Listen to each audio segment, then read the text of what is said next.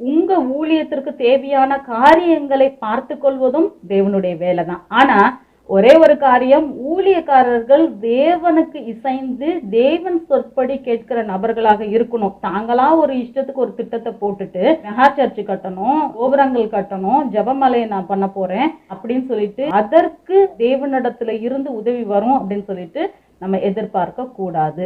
தேவன் எஜமானனாகவும் நாம ஊழியக்காரர்களாகவும் இருந்து செய்கிற ஊழியத்திற்கு என்ன தேவையோ அந்த தேவையை சந்திக்க தேவன் அன்றும் இன்றும் என்றும் போதுமானவராகவே இருக்கிறார்.